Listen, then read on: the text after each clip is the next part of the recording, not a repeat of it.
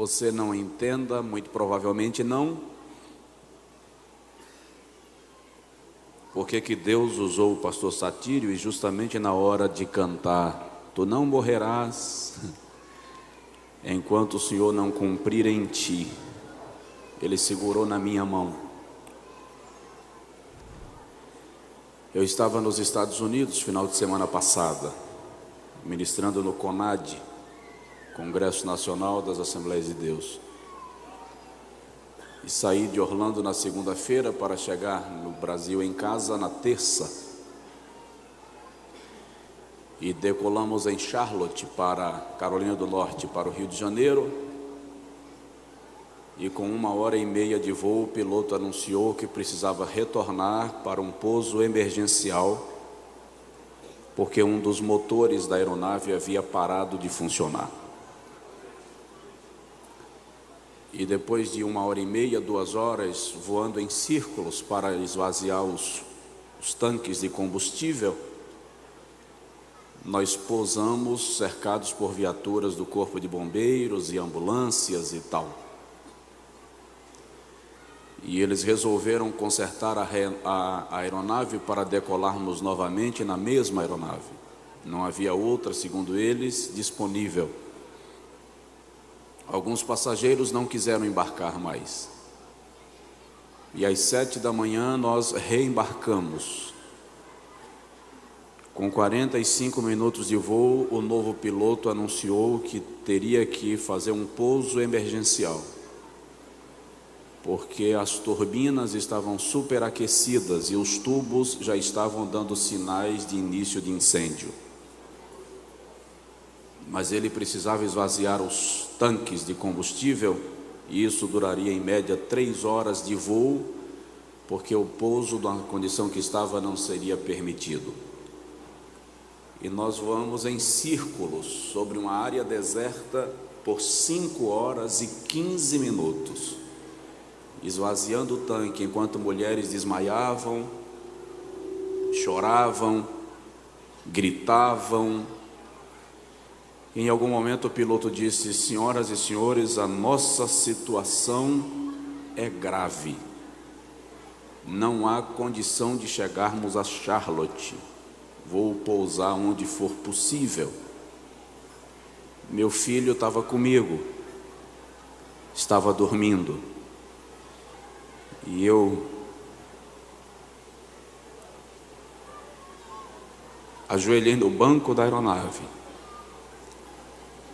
e disse: a pessoa que depende de mim diretamente está aqui, Jesus. Ele vai comigo. Consola pai e mãe. E aí me perguntei: quem vai assumir aquela igreja? Pensei em alguns obreiros. Depois eu disse para mim: não dá para fazer indicação daqui de cima, então deixa quieto. E por 3 vezes eu tive certeza que não pousaria. Nenhuma vez eu pedi a Deus livramento. Nenhuma vez eu pedi a Deus para não morrer. Por 3 vezes eu me entreguei, eu me rendi e disse: tá bom, Jesus, se essa é a sua decisão, assim seja. Mas na 3ª vez que eu fiz a minha entrega, veio um texto, Atos 27, quando Paulo estava no meio de uma tempestade, e ele diz assim: não temais, porque o Deus de quem sou e a quem sirvo esteve comigo esta noite, e ele me disse que nenhuma carne perecerá.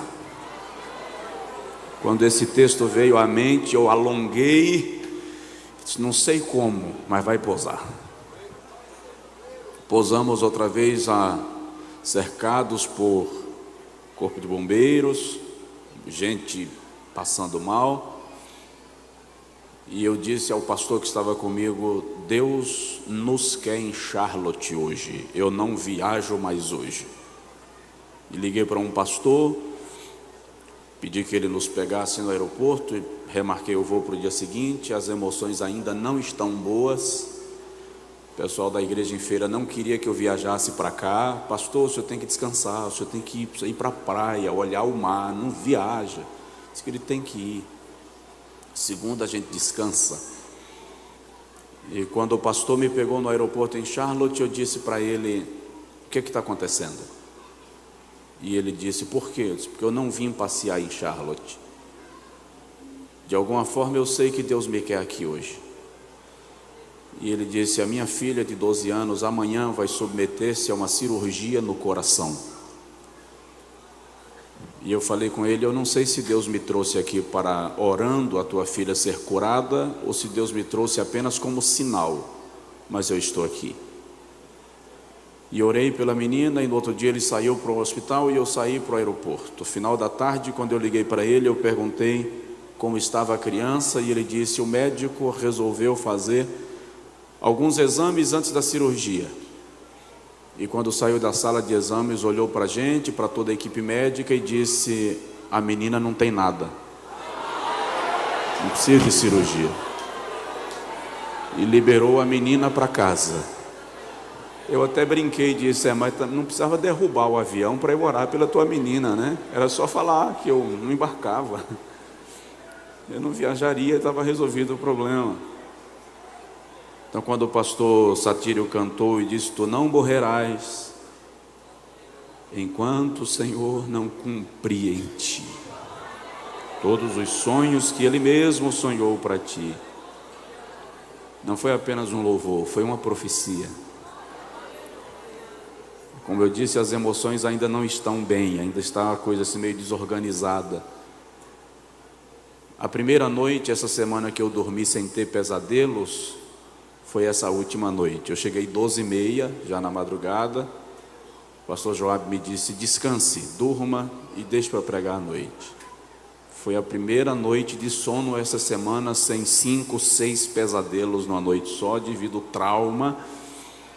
Mas Deus é muito bom, e é fiel, e cuida de nós. Orem por nós em nome de Jesus.